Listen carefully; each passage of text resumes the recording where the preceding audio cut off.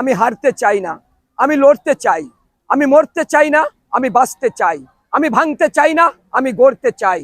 আমি নয়তো কোনো কাপুরুষ, আমি সিংহের মতন গর্জে উঠে বলতে চাই আমি সেই মহাপুরুষ। আমি ভেঙে ফেলবো সেই লোহার শিকল যেখানে দুর্নীতি।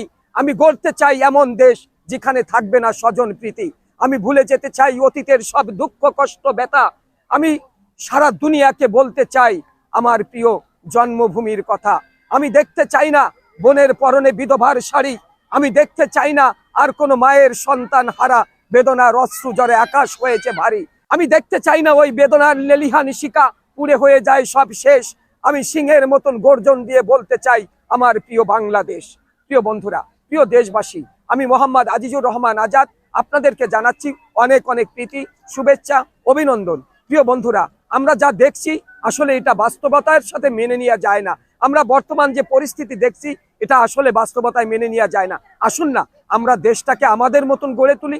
আমরা যে যেখানে আছি এই দেশটাকে আমার করে ভাবি।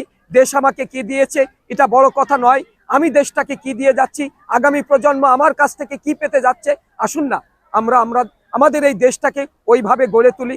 চারিদিকে যে ধ্বংসযজ্ঞ চলছে এটা তো মেনে নেওয়া যায় না। এটা কোনো জাতির, কোনো যার ভিতরে একটু বিবেক আছে, যে দেশকে ভালোবাসে, সে কখনো এটা চাইবে না। তা আসুন আমরা আমাদের দেশকে আমার মনে করে আমরা সবাই দেশকে বিলিয়ে দেই, নিজের জন্য দেশকে বিলিয়ে দেই, আমার ভালোবাসাকে দেশকে বিলিয়ে দেই, হাজারো লক্ষ কোটি মানুষের ভালোবাসা হয়ে উঠবে। তাহলে আমাদের দেশ অনেক ভালো, আমাদের দেশ মাথা উঁচু করে বিশ্বের দরবারে দাঁড়াতে পারবে। না হলে কলঙ্কের বোঝা নিয়ে আমাদেরকেও এই পৃথিবী ছেড়ে চলে যেতে হবে।